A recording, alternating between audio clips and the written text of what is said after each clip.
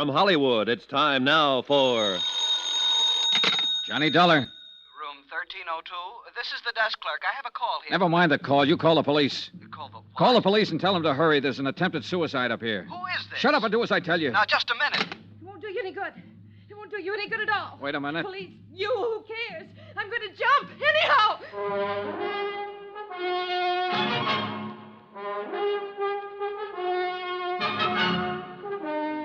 Tonight and every weekday night, Bob Bailey in the transcribed adventures of the man with the action-packed expense account, America's fabulous freelance insurance investigator. Yours truly, Johnny Dollar.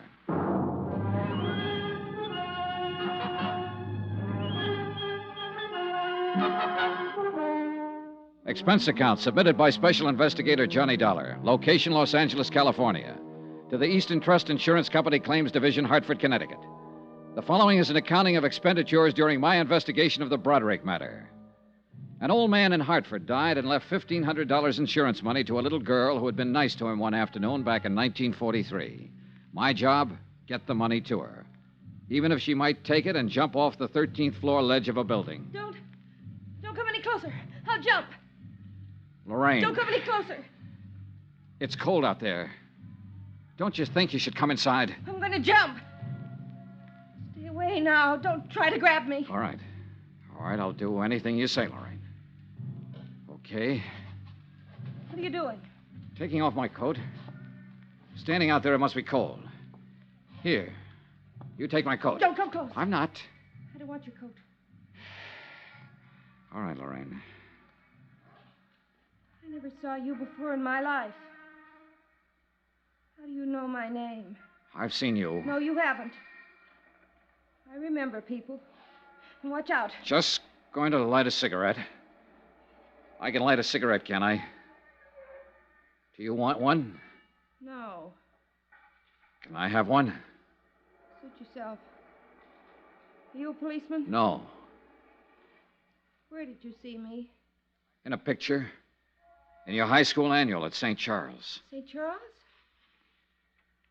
What do you know about St. Charles? What's your name? Johnny Dollar. Are you from Hartford? Yes. Let me see your face in the light. Over there. Don't come near this window. Don't come near. I'll jump right down there. That's right there. No, you aren't from Hartford. I never knew you. You're lying to me. No, I'm not. As room clerk of this hotel, I'm entitled to know... Oh. Go away! Get out of here! Get out of here or I'll jump! What? Get out. Go on, get out. Yes. Did you call the police? No, but I will. I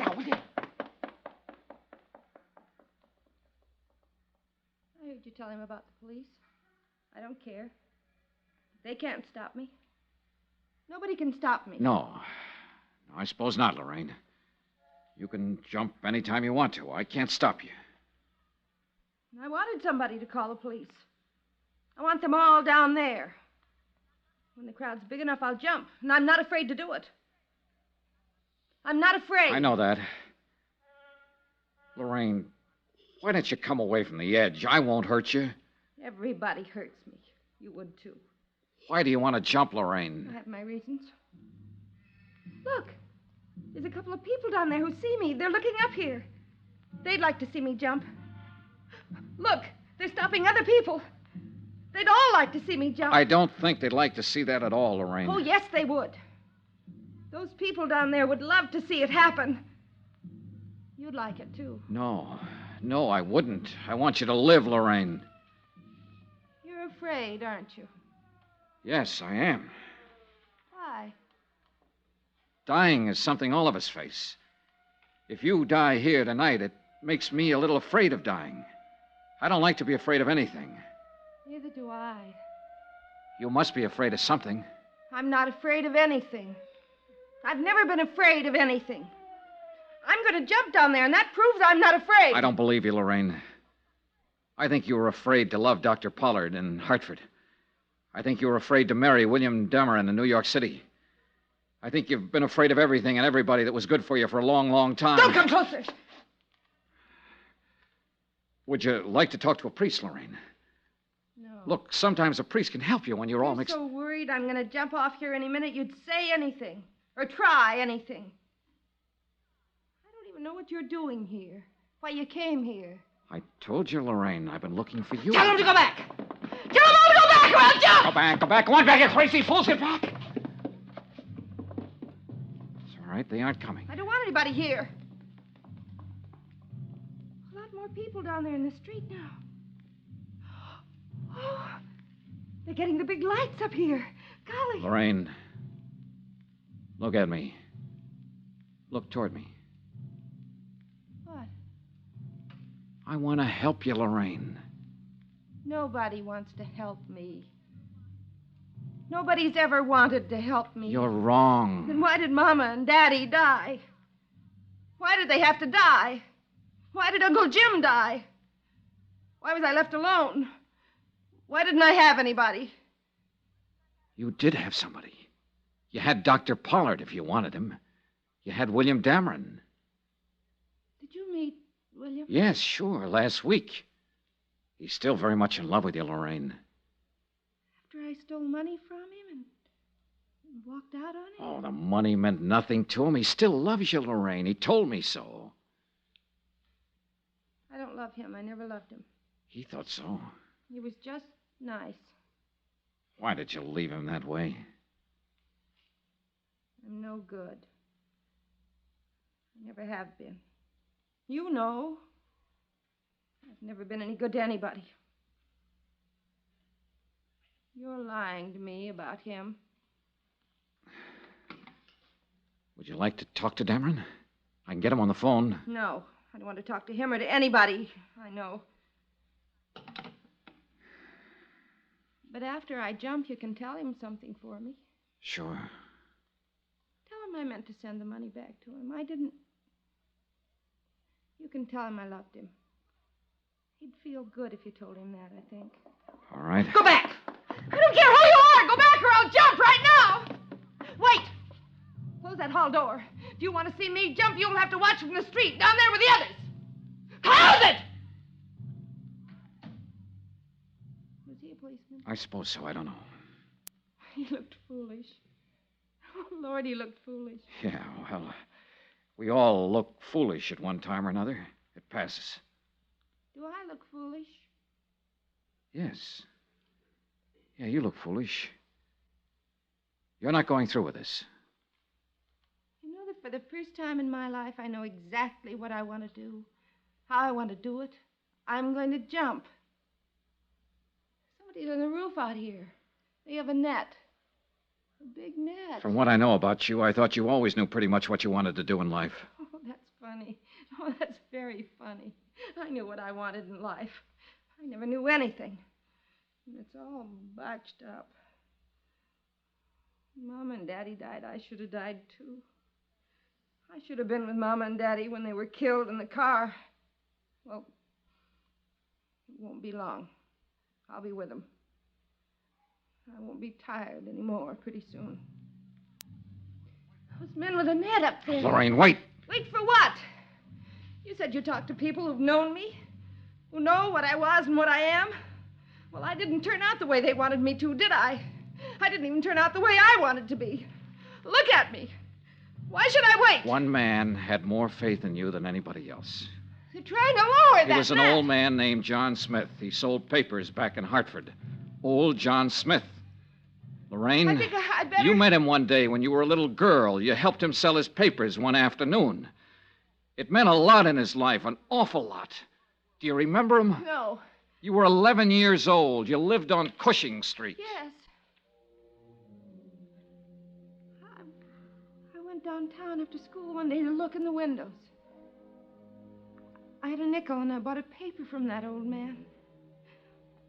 He had tobacco juice on his lips. I talked to him. He told me all about selling papers. He said I was a very nice little girl. He asked me my name and where I lived. He talked about school and about growing up. He told me I'd grow up someday and be a lovely woman. He said, lovely woman. He was very nice. He was the nicest man I ever knew. And I only knew him that one afternoon. Where is he? He's dead, Lorraine. Dead? He left you all his money. Insurance money. It comes to $1,500. You're lying. No, Lorraine. He wanted you to have it. He worked very hard and sacrificed a great deal to make sure you'd have it. You're making all this up. It's all a lie. Only that afternoon. It was an important afternoon. Here, look. What? Don't come closer. These prove I'm from the insurance company. Here's the check. Throw them over. All right. Go ahead. Pick him up. I won't make a move. What do you think now? That old man? That poor old man. Oh, that poor old man. Easy. Easy.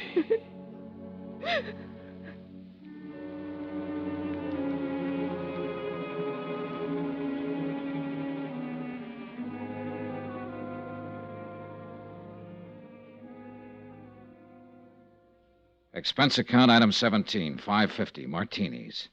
I needed them. It was my first and I hope my last half hour with an intended suicide. Attach find insurance check payable to Lorraine Broderick for $1,500. The psychiatrist who examined her believed that she will make a complete recovery in time. Until such time, she's not classified as a responsible person. I notified 2 parties of the events at the Wentmore Hotel. One, Mr. William Dameron in New York City, who arrived in Los Angeles yesterday morning. 2, Joseph Tappan, who has already secured legal counsel for Lorraine Broderick when she answers the bad check charges against her. As you know, in matters like this, restitution is usually preferred to prosecution. Expense account item 18, $185. Transportation back to Hartford. Total, $1,132.14. Yours truly, Johnny Dollar.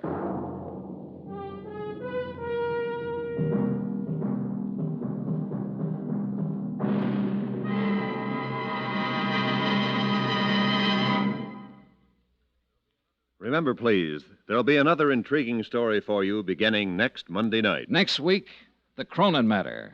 A matter of keeping a sweet old lady from carefully and deliberately losing her life. Join us, won't you? Yours truly, Johnny Dollar.